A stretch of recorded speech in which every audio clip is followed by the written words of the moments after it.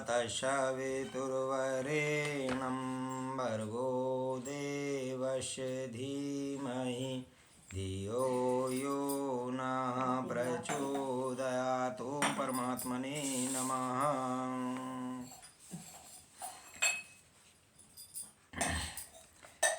वाग्मी प्राज्ञा महोद्योगं जनं मूकजडालसं करोति तत्त्वबोधो यमतिस्तत्तो बुभुक्षुभिः।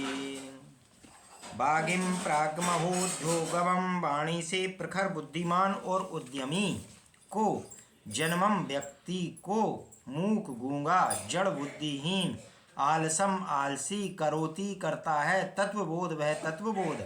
अयम ऐसा मतः मानते हुए त्यागता त्याग करने दिया जाता है। बुभुक्षी भी भोग की भी कामना करने वालों द्वारा। यह तत्वबोध अत्यंत उद्भट वक्ता का गूंगा, बुद्धिमान को जड़, उद्यमी को आलसी बनाता है। ऐसा मानकर भोगों की अभिलाषा करने वाले तत्व ज्ञान का त्याग कर देते हैं। इस सच्चे ज्ञान की तरफ उन्मुख नहीं होते बल्कि इसकी उपेक्षा करते हैं। भोग तथा मोक्ष दो धुरियां हैं जो विपरीत दिशा की तरफ जाती हैं। संसार है भोग और उसमें विरसता ही मोक्ष है। दोनों के बीच में मन खड़ा है। जो कभी भोगों की तरफ आकृष्ट होता है तो कभी मोक्ष की तरफ। दोनों तरफ यह एक संग कभी भी नहीं जा सकता।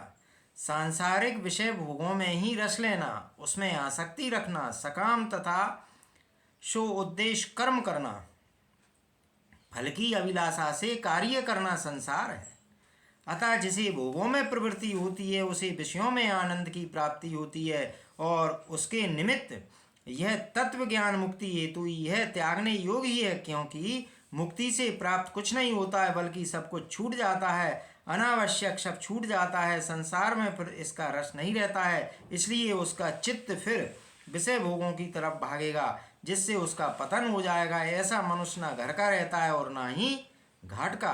वह पाखंडी पथभ्रष्ट हो जाएगा। भोग की अभिलाषा रखने वाला वाचाल होगा, बुद्धिमान होगा, महाउद्योगी होगा, कर्मठ होगा, तभी वह भोग सकता है। परंतु आत्मज्ञान होने पर वह गूंगा हो जाता है। बोलने का रस ही उसका समाप्त हो जाता है। वह कर्म के प्रति उदासीन हो जाता है, जड़ तथा आलसी हो जाता है, जिसके कारण उसे और अधिक बेचैनी होती है। मन का सारा प्रभाव उसकी पूरी शक्ति चेतना की तरफ ही हो जाने से संसार छूट जाता है। इसलिए महर्षि अष्टावक्र की यह देशना है कि जिसकी इस संसार में आसक्ति है, जिसे विषय भोगों में ही आनंद की प्राप्ति होती है, जो पुरुषार्थी और कर्मठ एवं महान उद्योगी हैं, जो बुद्धिमान विद्वान हैं, पांडित्य ही जिसका जेवर है, ऐसे मनुष्य के लिए संसार मुक्ति और मोक्ष का उपदेश देना उसको लाभ नहीं बल्कि हानि ही पहुंचाएगा।